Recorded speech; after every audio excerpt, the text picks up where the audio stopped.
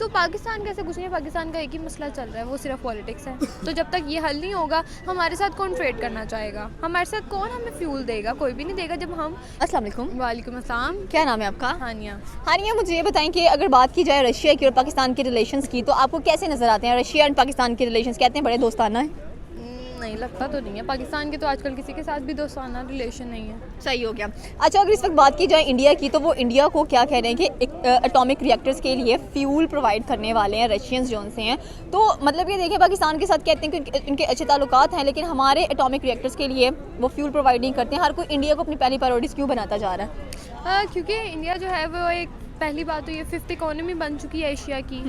और उसके बाद ये कि रोज़ाना कोई भी देख ले न्यूज़, इंडिया ने कोई ना कोई न्यू से न्यू काम किया ही किया है। रोज़ाना न्यूज़ आती है, आज इंडिया ने ये कर लिया, आज इंडिया ने ये एटमी ताकत बना लिया, आज ये कर रहा है, कोई CEO लग रहा है, कुछ ऐसा हो रहा है। तो पाकिस्तान कैसे कुछ नहीं है, पाकिस्तान का एक ही मसला चल रहा है, वो सिर्फ पॉलिटिक्स है। तो जब तक ये हल नहीं होगा, हमारे साथ कौन ट्रेड करना चाहेगा, हमारे साथ कौन हमें फ्यूल देगा, कोई भी नहीं देगा। जब हम किसी को कुछ देने के लायक ही नहीं है, हम उन्हें पैसे देंगे तो वो हमें कुछ देंगे ना। जब हम आगे उधार करते रहेंगे तो वो हमारे साथ काम तो नहीं करेंगे। जो उन्हें उन्हें पे कर रहे हैं वो उन्हीं के साथ काम करेंगे। तो बस यही वजह है। जैसे कि आपने कहा कि वो फौरी जो पे करेगा उनके साथ वो काम करेंगे। ये बेनिफिशियल भी होता है कि जब आप कोई काम करने जा रहे हो तो आपकी ट्रेड इतनी सूटेबल होनी चाहिए कि अगला वाला आप पे ट्रस्ट कर सके। इस वक्त इंडिया के पहली बात तो अमेरिका बीच में आता ही नहीं है जब इंडिया और रशिया की बात आती है। ठीक हो गया, अमेरिका डायरेक्ट उसी बात में जिसमें पाकिस्तान और रशिया की बात हो रही है। अब रशिया के साथ हमारे ताल्लुकात क्यों है? आपको क्या लगता है कि अमेरिका की वजह से ऐसे हैं कि हम जो भी बेनिफिट रशिया हमें देने की कोशिश कर रहा होता है, क्योंकि उसे पता है कि पाकिस्तान एक रीजनल लिहाज से बहुत इंपॉर्टेंट कंट्री है, लेकिन इसके बावजूद हम पीछे से पीछे जाते जा रहे हैं। ये इसकी वजह ये है कि जो अमेरिका है, हमने उनसे कर्ज लिया हुआ है और जब तक वो हम अदा नहीं करेंगे तो अमेरिका के हम गुलाम हैं। पाकिस्तान का एक एक बच्चा उनका गुलाम है,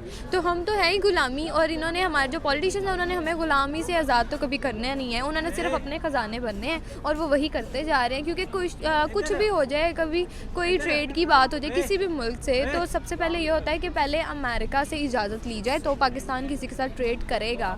तो जब तक वो बड़े घर से इजाज़त नहीं मिलती तो हम क्या कर सकते हैं। Thank you so much ma'am. अस्सलाम वालेकुम। वालेकुम अस्सलाम। आपका नाम? इब्राहिम मेरा नाम है। इब्राहिम, मुझे बताएं कि अगर बात की जाए रशिया की और पाकिस्तान की, तो आपको उनके ताल्लुकात कैसे लगते हैं?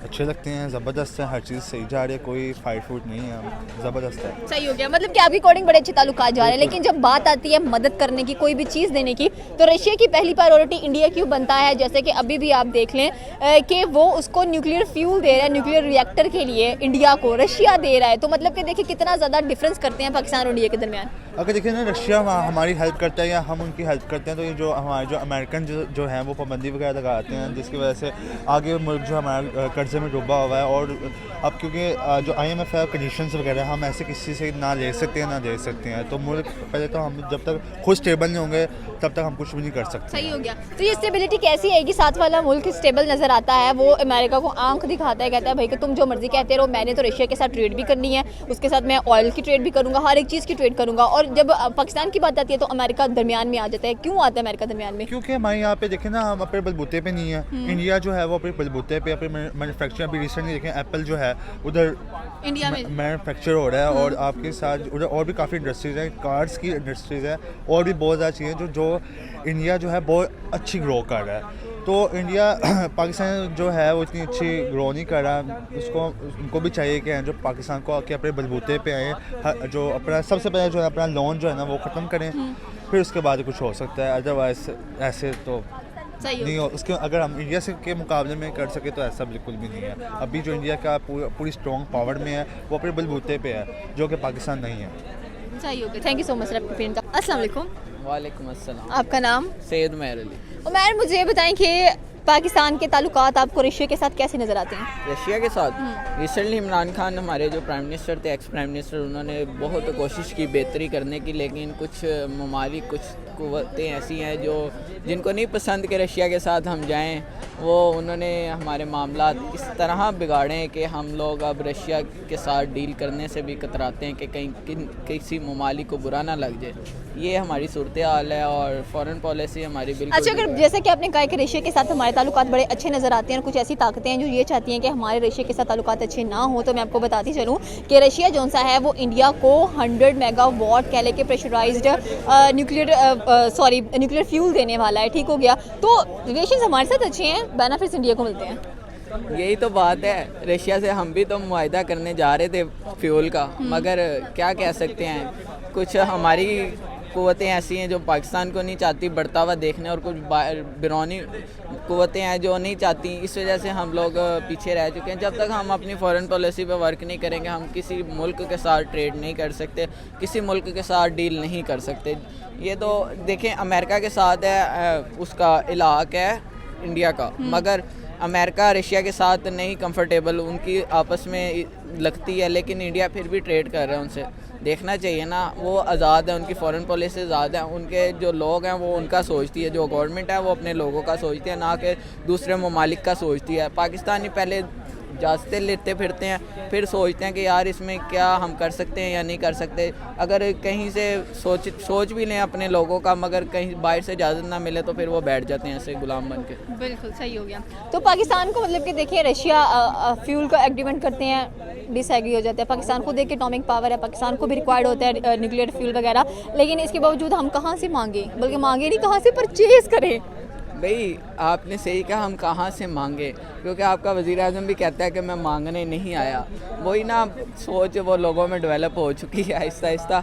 भाई परचेज़ हम कहाँ से कर सकते हैं, हम रशिया से कर सकते हैं। रशिया ने ऑफ़र भी की थी, मगर क्या करें, जब हम रशिया से नहीं कर सकते तो किसी ममालिक से नहीं कर सकते। हम बस गुलाम इब्ने गुलाम की तरह लोगों के हुक्म माने जाएंगे, और जिस ममालिक को जिधर से फ़ायदा होगा वो अपने साथ हमें ट्रेड के लिए जोड़ लेगा।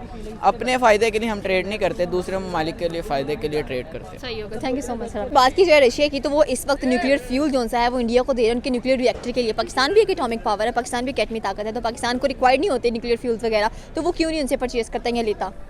रशिया हमसे नहीं ले रहा, इंडिया से खरीद रहा है। रशिया इंडिया को दे रहा है हाँ, न्यूक्लियर फ्यूल, ठीक हो गया। बिजनेस मार्केट है, चल रहा है काम, वो उनसे खरीद रहे हैं, उनसे खरीद रहे हैं। हम भी सेल करते हैं, पाकिस्तान करता है सेल, तो ठीक है। अगर हमसे नहीं खरीद रहे, इंडिया से खरीद रहे हैं, तो यकीनन कोई ना कोई मुआहदा हुआ होगा, कहीं ना कहीं उनको उसमें फ़ायदा पहुंच रहा होगा, जिसकी वजह से उन्होंने इंडिया की तरफ स्टेप अप किया है और वहाँ से खरीद रहे हैं। सही हो गया। तो मुझे ये बताएं कि रशिया के साथ कोई भी मुआहदा होता है तो इंडिया उसको ज़रूर फुलफ़िल करता है, अमेरिका की बात नहीं सुनता। हमारी तरफ जब बात आती है तो हमें अमेरिका की बात सुननी पड़ती है और रशिया को रिजेक्ट करना पड़ता है इन चीज़ों की वजह से। भाई ये चीज़ें चलती रहती हैं, कुछ ममालिक के आपस में ताल्लुकात बहुत अच्छे होते हैं, जैसे पाकिस्तान के तुर्की और चीन के साथ अच्छे हैं, तो इंडिया के उन ममालिक के साथ अच्छे हैं। तो हमें इस चीज़ को इस तरह नहीं लेना चाहिए, और स्पेशली इसके ऊपर पूरा प्रोग्राम भी नहीं मैं समझता हूँ करना चाहिए कि उसके ताल्लुकात उसके साथ उसके। भाई ठीक है, अब जैसे दो लोगों का रिलेशन, अब आपकी कोई बेस्ट फ्रेंड होगी क्लास में और कुछ लड़कियाँ होंगी जिनसे आप बात भी करना पसंद नहीं करती हैं, जो लड़कियाँ और सब लड़कियाँ जो आपसे बात करना नहीं पसंद करती हैं, तो ये चीज़ जो है वो साथ के साथ चलती रहती है। इस चीज़ को इतना बड़ा मैटर नहीं है, लेकिन फिर भी अगर आप इस लिहाज से देखते हैं कि हमसे नहीं हमें नहीं उन्होंने वो चीज़ दी और उनसे ले ली, तो वो चीज़ एक समझ में आने वाली है। क्या पता उनकी क्वालिटी इतनी अच्छी हो, क्या पता वो कहीं ना कहीं उनको बेनिफिट मिल रहा हो, तो ये इस वजह से उनकी आपस में ट्रेड एक्सचेंज हुई है। सही हो गया, thank you so much sir.